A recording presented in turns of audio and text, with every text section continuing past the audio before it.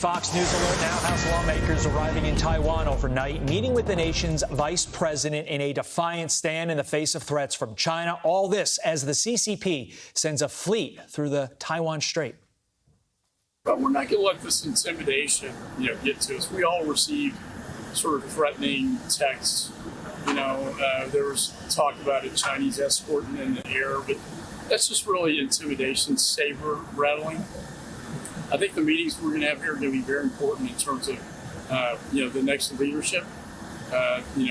Meet with President Tsai, talk about weapon systems that I sign off on going into Taiwan to harden Taiwan.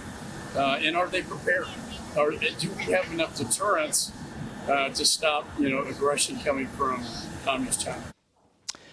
Joining me now, survivors of Communist China's Cultural Revolution, Xi Van Fleet and Mike Zhao, and also Hung Cao, a refugee from Vietnam. Thanks to all three of you for being here. Mike McCall, who you saw a picture there, went on to say the following, and let me read it, his exact quote. "I do know that there are 3 aircraft carriers surrounding the island, meaning Taiwan right now, and we know that they have certain plans, whether they carry those off or not." Aisha Hosni, our own reporter on the scene, asking what are those plans. Mike McCall saying, "I can't disclose that, but it would be very unfortunate if the Chinese Communist Party carried those plans out." Hung, we'll begin with you. What's your reaction to that kind of a threat? I'm glad Mike McCall's over there, and it's just like us exercising the freedom of navigation in the South China Sea. No one can tell us who we can be friends with, right? I mean, that's like an abusive relationship right there. Mike, how concerned are you for our lawmakers who have ventured into Taiwan for this historic meeting with the vice president, later meeting with the president in a couple of days, and then China responding like this? I think it is basically, I expected that kind of response. But however, I want to tell your audience, in China, there are certain faction of Chinese Communist Party. They still want to grow the economy, want to be friends with America. So hopefully this faction will finally win over. Hopefully this kind of tension will be de-escalated. And Hung, let me quickly come back to you on this first topic here. Are you encouraged overall by the meeting with Kevin McCarthy and the Taiwanese president here in the U.S. and then this follow-up meeting with this coteau of congressional leaders and the Taiwanese vice president? Are you encouraged with what this could mean for that island nation? No, absolutely. I mean, it's just we have to show them that we're going to stand with them and have the 7th Fleet standing by to support them in case something happens. Meantime, we have seen the scenes of former President Trump's arrest here in New York City. And you say all of this reminds you of the tyrannical governments you all once escaped. You have a warning about our government's weaponization of the law. Xi, what was your reaction when you saw people in the United States cheering the prosecution of a former president?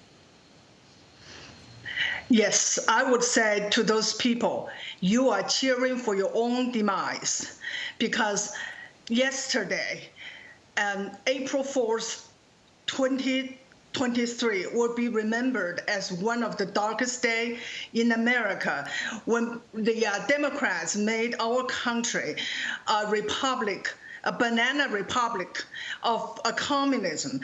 I grew up in People's Republic of China. And during the Cultural Revolution, Mao used his power to go after his political enemies. He did not use AG. What he did is mobilize the young people called Red Guards, go after the entire communist bureaucrats. I, as a little schoolgirl, witnessed the struggle session of the governor of my province. And that's where I'm going to. When the totalitarian wins, no one is safe. We will all become victims. After the Cultural Revolution, what happened is China was brought to ruins and 20-some million lives lost. American people need to learn the history of the communism and see that it is repeating right here in America. Mike, as someone who has seen the evils of communism firsthand, how dangerous a path are we headed down right now? It's very dangerous. I want to tell you, the critical race theory is actually the communist class struggle theory 2.0, right? The woke culture is a dangerous repeat of Chinese Cultural Revolution. If we don't stop that, America would be downgraded to a nation just like a cultural revolution. We'll have racial struggle between the different racial groups. We're going to destroy our economy. We're going to also lose our technology leadership in the world, our national security, because the racial equity will prevail. Meritocracy will be destroyed. So, America will, just like what she mentioned, will be went to a destination no return. That will be very dangerous. There are two other real big issues that stand out to me. The first one is China's gloating about this. South China Morning Post op-ed declaring, quote, Trump's indictment is a poor advertisement for U.S. democracy, adding that the Chinese are chuckling. They're going to use this as we try to promote democracy throughout the nation, throughout the world, especially in Taiwan. That is a concerning aspect of our strength on the world stage. But Hung, you've heard Donald Trump say over and over again, they're not coming after me, they're coming after all of you. Is he right? Should conservatives in everyday life worry that they could be next?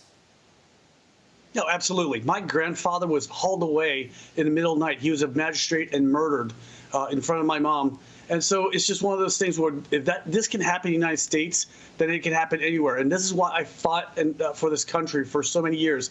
I wore a uniform for 30 years and fought in Iraq, Afghanistan, Somalia for things like this. And here we are. We've fallen prey to all of this. Yeah, you've heard a lot of people say, well, if you didn't do anything wrong, you shouldn't have anything to worry about. And I think that is a very misguided approach to viewing this. I agree with you, Hung, Xi, and Mike. I think the ramifications are much greater, and we all need to be on alert to protect our democracy. Xi, Hung, Mike, thank you for your time and your insight on all these topics. We appreciate it. I'm Steve Doocy. I'm Brian Kilmeade. And I'm Ainsley Earhart. And click here to subscribe to the Fox News YouTube page to catch our hottest interviews and most compelling analysis.